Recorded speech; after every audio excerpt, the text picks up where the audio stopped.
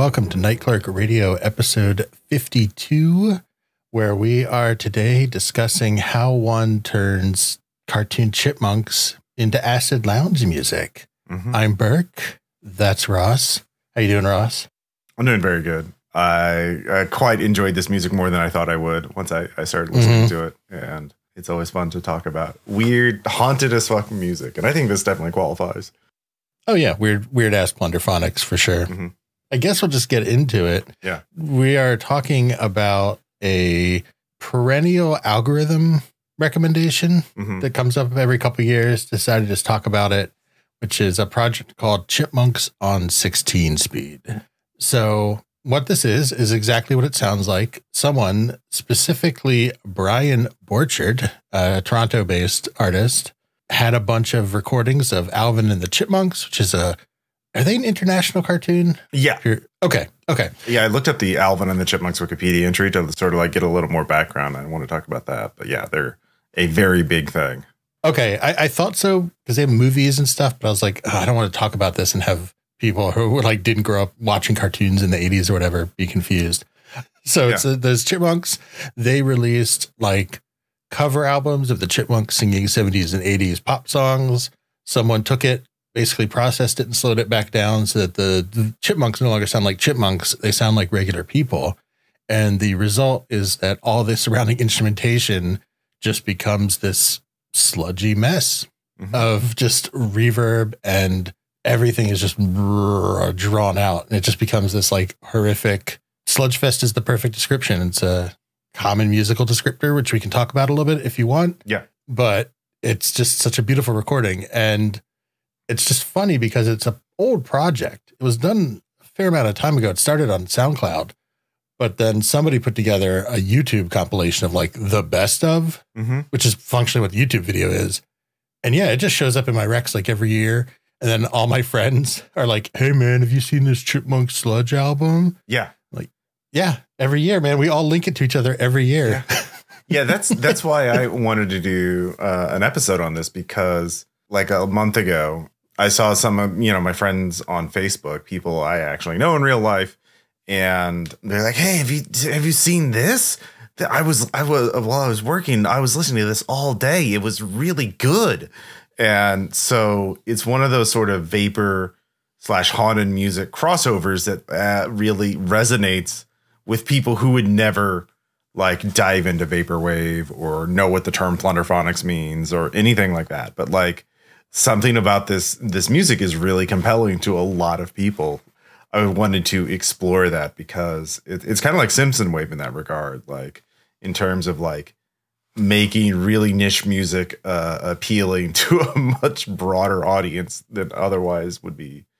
Seems like the trick is you have to wrap it in some other packageable bit of pop culture that they're familiar with. Especially in the Chipmunks, because I don't know much about how they produced the Chipmunks music. If you read about it. I did. According to the Bastion of Accuracy, Wikipedia, Chipmunks actually started in 1958. Jesus. Okay. My bad. Yeah, no, they have been around for a long ass time. They're active from like 1958 to 1972 and then 1979 to present. And like last year, the company that owns them says they were looking to sell it, the IP, the intellectual property, for $300 million. But the recording technique originally was their voices were recorded at half the normal tape speed on audio tape by voice talent. And generally, the producer, Ross Bagdasarian Sr.'s own voice overdubbed 3 times on the post-1980 record, studio singers talking or singing at half the normal speaking rate. When the tape was played back at normal speed, they would sound a full octave higher in pitch at normal tempo. So, and this technique, of course, is very old. Like they were doing that in Wizard of Oz. Yeah. Mel Blanc did it, they did that for Daffy Duck and Sylvester the Cat. But yeah, so they record at half normal speed and then speed it up. Okay. I thought that was the case, but I didn't know if it was one of those things where it's like, no, it's just some weird voice actor who can just do that. Yeah. No. Okay. So that's what I thought. So then there's this extra like meta novelty of something, is sped up being slowed back down to sound normal. But in doing that, you don't really preserve. Like it doesn't, you can't like reverse that transformation in the same way. Right. Because they only do that for the vocals. Like the instruments are the same. So like when you slow down the instruments, they take an entirely different, as we will have a few samples, but you know, like, and yeah, and it's not speeding up and slowing down the voices over and over again. Like it changes a little bit. It's not a perfect replica. There's always a bit of like distortion or noise sort of introduced, I think, in each process. So, you know, photocopy of a photocopy, but for voices. Yeah. So I look like I know what a JPEG is. Just like, yeah. Yeah. So the Alvin and the Chipmunks, it was done originally as a novelty record in 1958 with Dr. Witch Doctor. And then they started selling millions of albums. Let's see here. The song was a hit. Dr. Witch Doctor was a Billboard Top 100 hit in 1958. I don't know what it was. Like, that's another thing is the mystery was like why this became so popular in like 1958 to 1972, especially like they just started cranking this shit out. It's biased against the time. I was like, well, I don't know if they had a lot of choice. Like, you know, you're not fighting the algorithm in the same way. So it was popular like in the late 50s to the early 60s. Then it kind of tapered off and then it disappeared. And then in 1979, they brought it back. And then in the 80s, there was the Alvin and the Chipmunks cartoon. And that's sort of like what we would know because it was, you know, one of those Saturday morning or, you know, cartoons. Yeah. But like, it's such an easy technique to do. There's no person attached to it. It's a recording technique. So you can make it economically. It's like covers of popular songs, but with a funny voice. And that's just a formula for mainstream success for decades. So we've taken this huge pop sensation of Alvin and the Chipmunks. They're singing huge pop songs. Actually, I don't know. Some of them are huge. Yeah. Some of them are interesting choices for like a kid's cover album, but I guess we live in the era of now that's like kids bops and stuff. So it's not that weird, but it's a little weird. Yeah. And we've turned it into one of the like less popular, weirder genres of music, which is like sludge rock. Yeah. That's another thing I liked it. Like I knew the term, but I've never really dived into sludge rock or sludge metal. It's nebulous, my friend. Yeah, as all metal subgenres are, music in general. Yeah. So there's sludge, which generally to me means sludge metal, which I associate with, you can call it doom, stoner, or psychedelic metal, depending. And it really runs a whole spectrum from not too far removed from like hard rock, especially the proto stuff. Like I know some people consider like Black Sabbath even like proto sludge. Yeah. In a way, up to like really, really droney stuff. And I think the big thing is that a lot of it doesn't always have to be. This is the problem talking about it like a spectrum, but to me, the best examples of it tend to be really down tempo. So like pretty slow, pretty close to droney, but not quite.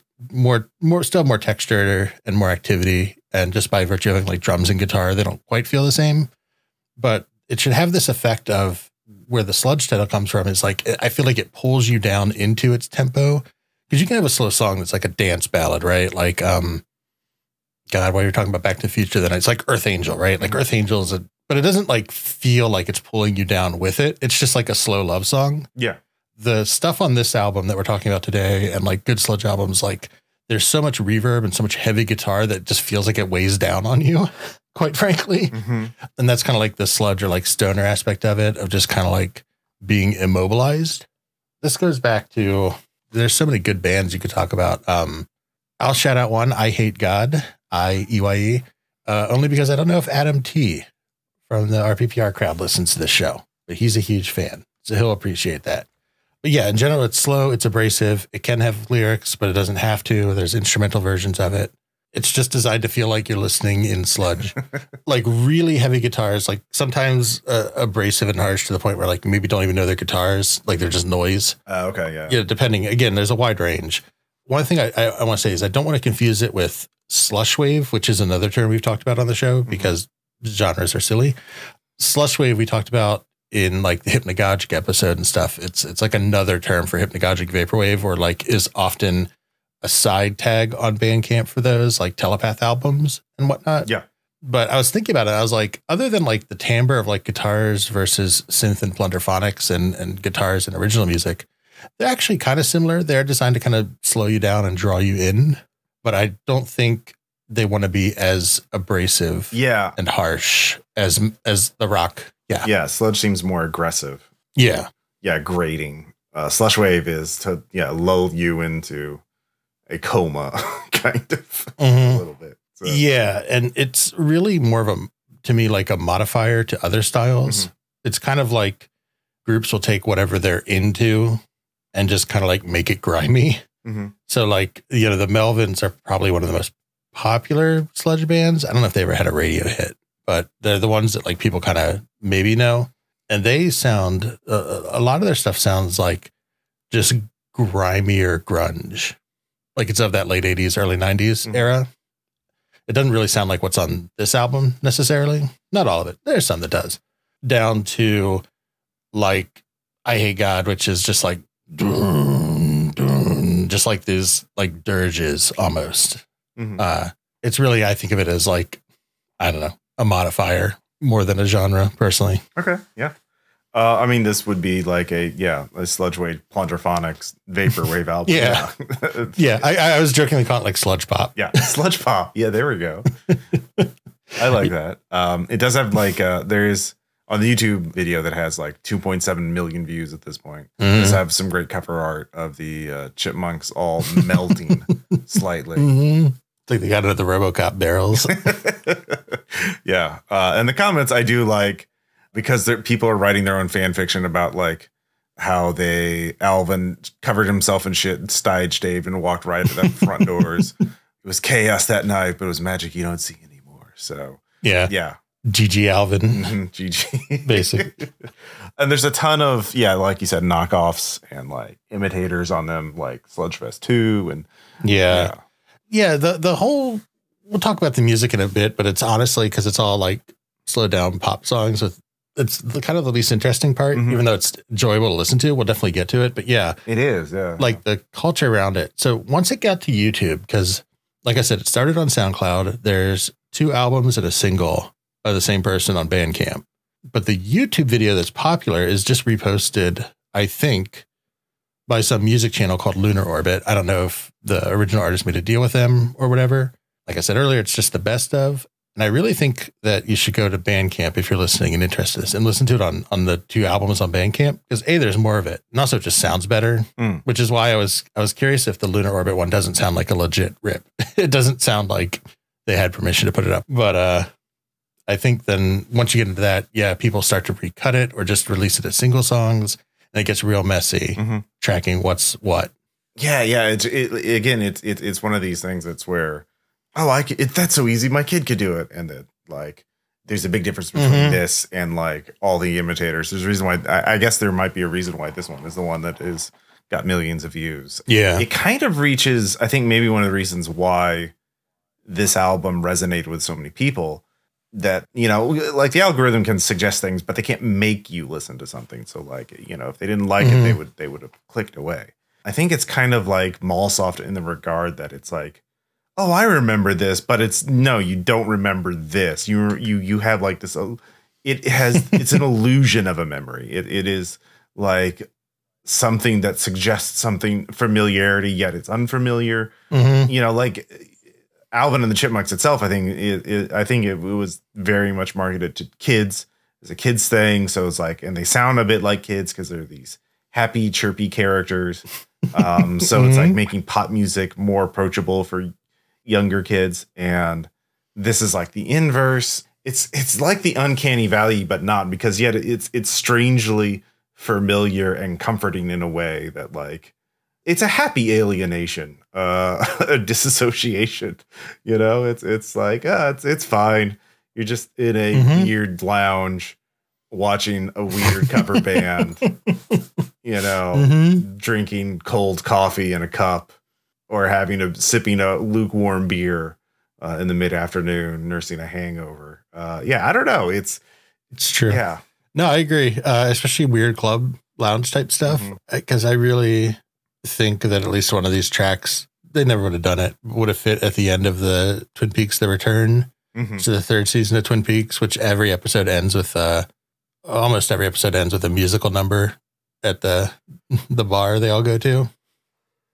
And it's usually like Lynch's friends or like Trent Reznor or stuff like that. But man, if it was just the Chipmunks in one of those episodes, yeah, it would completely fit. Yeah, exactly. This would definitely fit because again, it has this, like, it sits in this very exacting place of being different and sort of interesting enough to like stand out and not just be, it's not boring. Like that's the main thing. And like, that's why we don't like music itself, like standard music or the music you listen to when you're on hold, is because it's boring. Like it's the exact same thing we've heard before. There's something about this that makes it stand out enough. It's just unfamiliar enough that it intrigues us, yet it's not totally alien. It's like we're aware of its broad outlines. So it also definitely helps that it's pop songs that people know, because I think if it had been like, I don't know if they recorded any of this type of stuff, but I always think of kids groups as recording like original songs. They're just like, you gotta do your chores and don't talk to strangers. And if it was that type of stuff, that might also be interesting, but I don't think it would latch as many people as like, man, that's a really weird fucking version of Heaven's a Place on Earth, man. Yeah, exactly. It changes the meaning of the songs too. Like they're so tortured.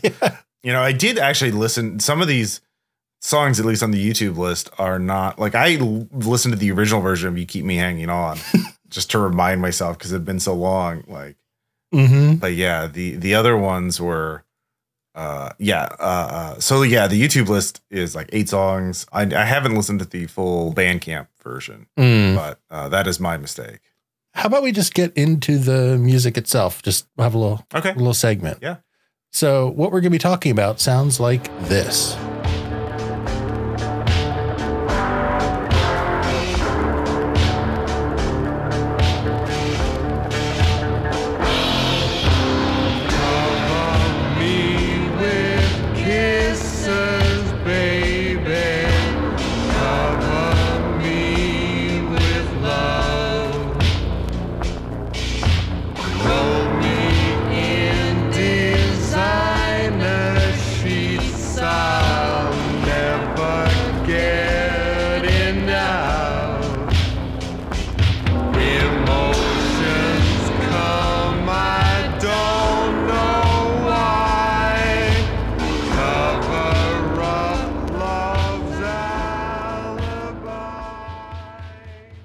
So that little slice of nightmare is this Sludge Fest version of the hit Call Me by Blondie, as sung by Alvin and the Chipmunks, as reprocessed by Chipmunk 16 Speed.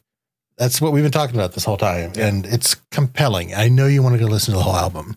I know you do. Yeah, no, I it's a really strong start to the album. Unfortunately, the content ID is sort of like makes it unlikely that we could sample Walk Like an Egyptian without getting content ID'd. But I want people to listen to that one because those bells in Walk Like Egyptian Slowed Down are just ominous as fuck. Or perhaps a call for Taco Bell. I'm not quite sure. But I mean, Taco Bell is kind of an ominous way to end your day. Yeah, that's true. Yeah. So yeah, the way these pop songs about love and like desire become so tortured in this, I think my favorite sample, Heaven is a Place on Earth.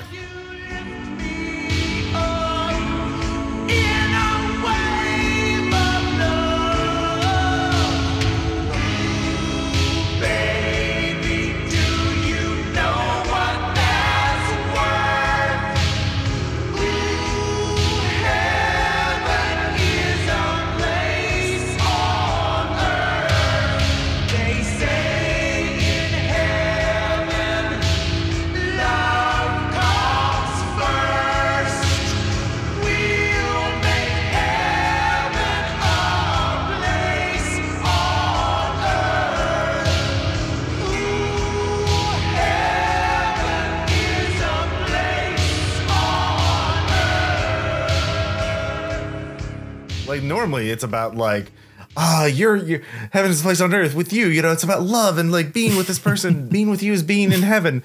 And now it's just like, yeah, that person is dead. You're singing that at a grave. No. Yeah, something like that. Like it is not a happy song in this context. Yeah, it's very good. Yeah, we're mainly talking about the YouTube, but I highly recommend everyone go check out the Bandcamp versions. Like I said, because there's more songs, and I think some of the most ominous ones are actually on that. So on Volume 2 on Bandcamp, there's Jesse's Girl. Which was already kind of a creepy song.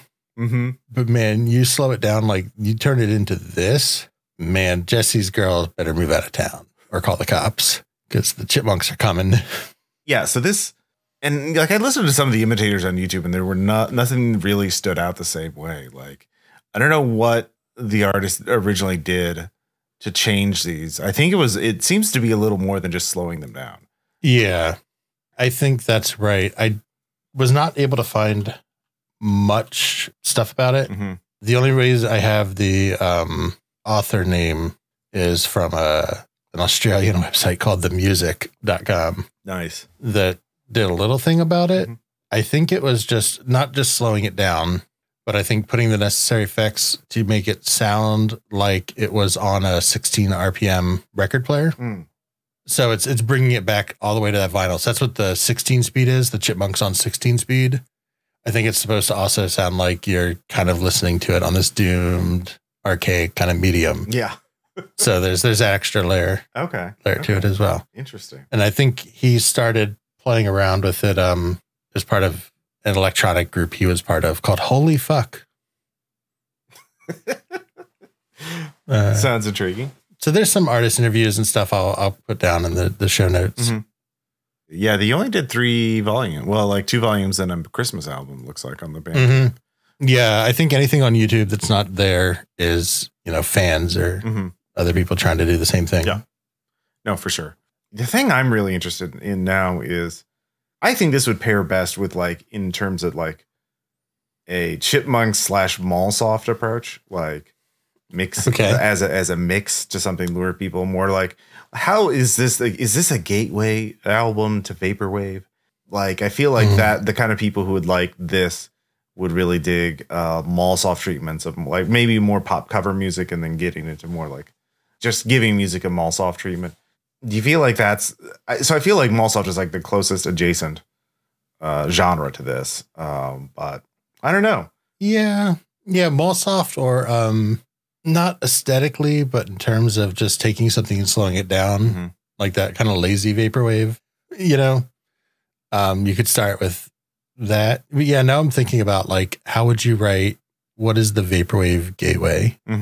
You were trying to radicalize. I mean, yeah, listeners. I feel it's like this and like Simpson wave. Like that's how you get people hooked.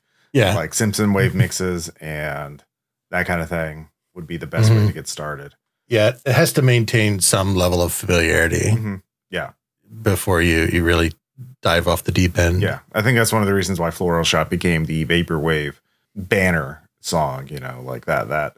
Floral Shop is distorted enough that it's like, that sounds familiar, but I don't know. Unless you're like a big Diana Ross fan, you're not going to necessarily like tag it in. Yeah. Like this is like way more recognizable as they're cover songs too. Like, there's a difference between using the original artist and then, chopping it up and distorting it versus like a cover.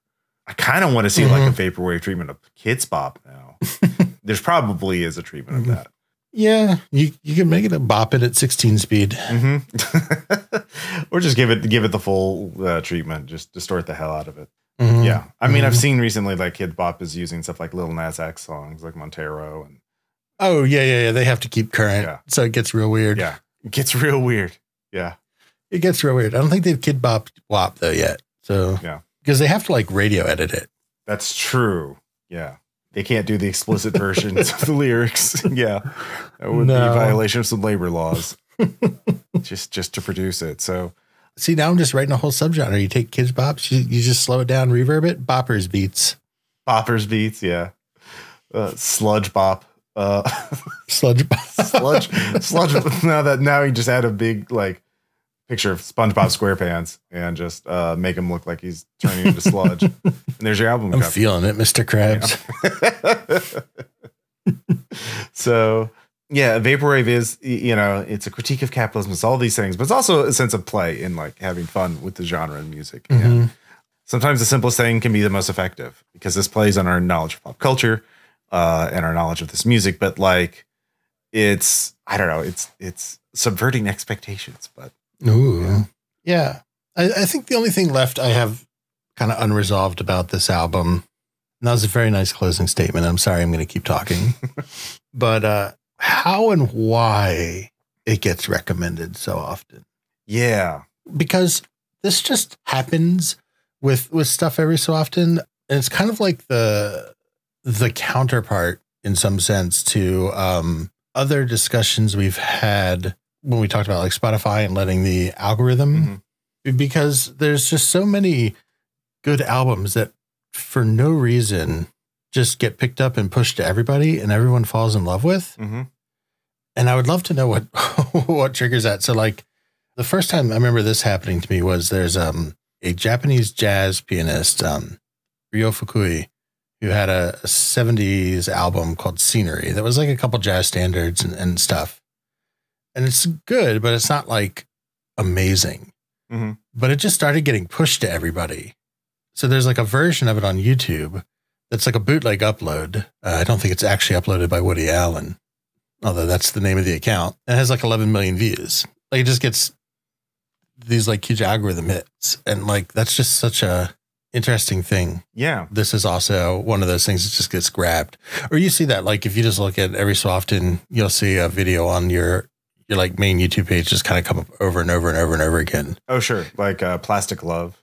That comes up a ton. There's a lot of like Japanese city pop and like 70s jazz. Yeah, Japanese. Yeah, there's a lot of it. Like just looking on my recommends right now, ex-military, got some death grips. Yeah, you're welcome. Yeah. Thank you.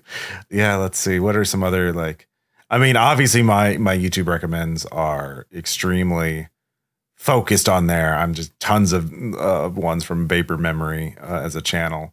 Yeah, there's just that stuff that sneaks in. And like ex-military definitely is. I've seen it on other people's accounts. Like it just, that particular one has millions of views. Some weird level of engagement that YouTube keeps throwing it out at you. I mean, that could be a whole separate episode is just talking about like the influence of the algorithm and recommendations on music and music genres in general. Like, would vaporwave exist without recommendations? Like, because it's so hard to get noticed, and these things that are algorithmically chosen, because like the companies, there's so much going on, they can't shoot. They can only do so much human curation.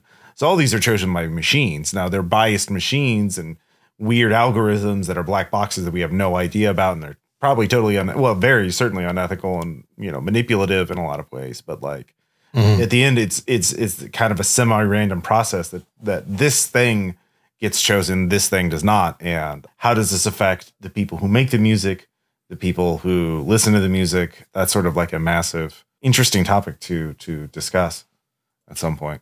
Yeah, it's probably not the best thing to bring up at the end of the episode. We can tease it for some unspecified future episode. Ooh. Keep listening. Support our Patreon if you want to hear that. And let us know in our Discord. That's it. Yeah, there we go. You did it. Great job. Oh, actually, I kept scrolling down and I saw Scenery on my recommends too. Damn. Yeah. Fucking got us.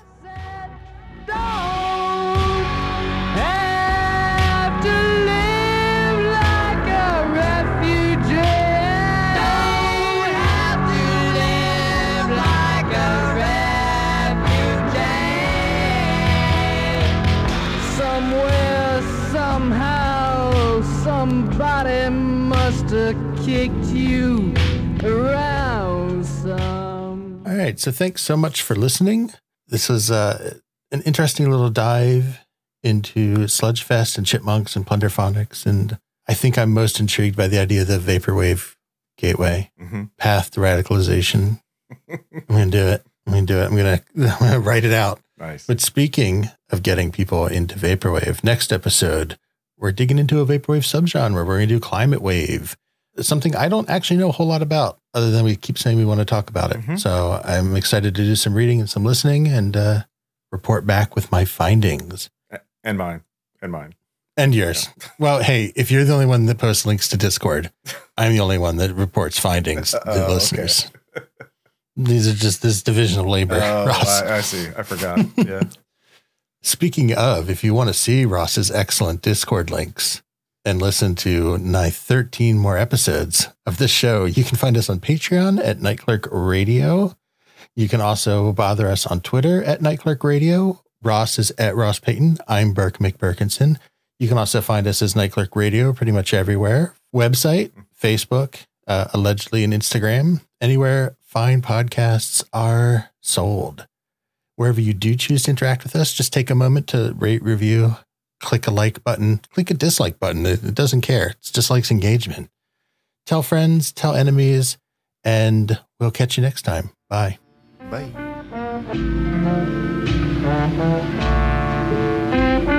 Thank you.